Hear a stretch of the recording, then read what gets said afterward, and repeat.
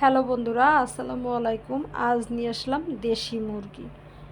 প্রথমেই মাংস ধুয়ে কেটে ভালো করে পরিষ্কার করে নিয়েছি। এবারে একটি বোলের মধ্যে দিয়ে দিলাম পেঁয়াজ কুচি এবং হলুদ গুঁড়ো, মরিচ গুঁড়ো, তারপরে 1 টেবিল চামচ ধনিয়ার গুঁড়ো এবং 1 টেবিল চামচ জিরার গুঁড়ো, তারপরে আদা বাটা এবং রসুন বাটা,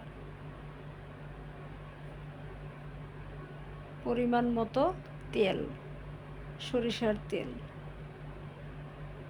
তারপর দিয়ে দেব একটু টক দই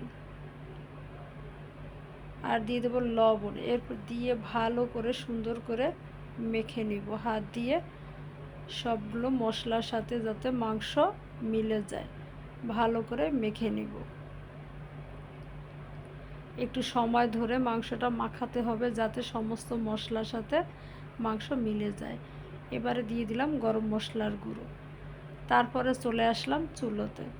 চুলায় একটি হাঁড়িতে দিয়ে দিলাম কিছু রান্নার রেগুলার সরিষার তেল, তেজপাতা, দারচিনি, লবঙ্গ, এলাচ এবং একটি শুকনা মরিচ দিয়ে একটু সময় ভাজা ভাজা করে নিব।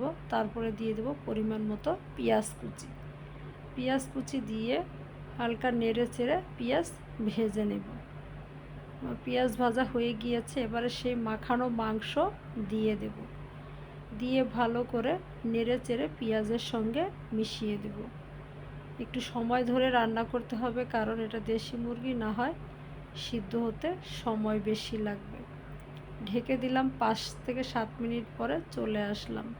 অনেকটাই পানি বের হয়েছে এবং পানিটা টেনে নিবে কষানোর সময়, তাই আবার একটু নেড়ে চেড়ে ঢেকে দিলাম 5 মিনিটের জন্য। 5 মিনিট পরে আবার ঢাকনা খুলে নেড়ে চেড়ে আর একটু সময় ধরে কষিয়ে নিব।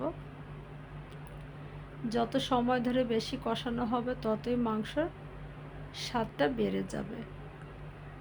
তাই একটু ভিডিওটি ভালো করে দেখে তারপরে ছোট ছোট গঠনমূলক কমেন্টস করে উৎসাহিত করবেন।